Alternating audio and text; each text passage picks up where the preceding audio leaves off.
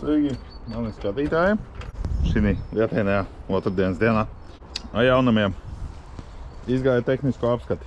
Šitam brīnumam dīstelu uztaisīja, viss nomainīja. Vienīgais braucot uz tehnisko apskati, padirsu pakaļ jau bortu. Labi, kad blēns neielaica kādam radiatorā. Viņš būtu šokā. Un paliek vienīgais vēl stiprinājums pielikt, lai varētu kravu šitam stūrī. Tur stūrī, nu, lai varētu kravu vest. Un vēl es aizmirsu izrupt caurumus trešajai kājai, nu, ripulītim. Šodien tāda diena, domāju, dārzā iet strādāt. Vakar pārstādīju ozolu, uzzināju, kāds viņam ir saknes. Bija pirmais reizes jau uz laukiem. Tagad braucu atpakaļ un atvedu šitādu brīnumu. Šitādu te. Sanāca tā, kad pienāca man tur Erģimē kaimiņš, nu, pie viņa piena pērk.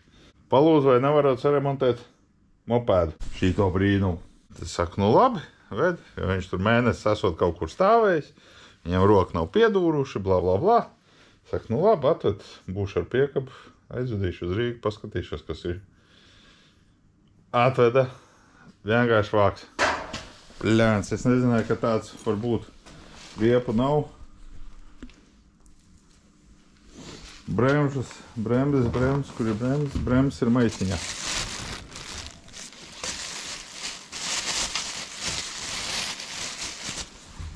Stūre kustās.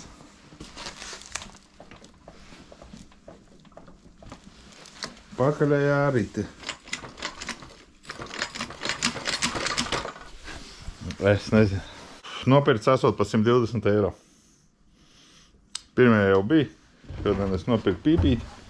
Savādāk vecai pīpītei. Viņa neturās virsku.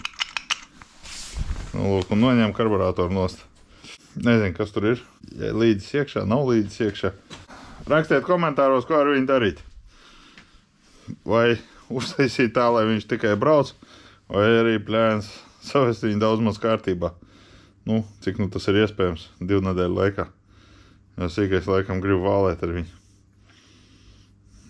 Kaut kā tā. Labi, rakstam komentārus. Un vēl nobeidzās acis laikam. Kaut gan zaļā lampiņa deg. Mans viņas ir kaut kas dīvains notiek. Avārijas režīms.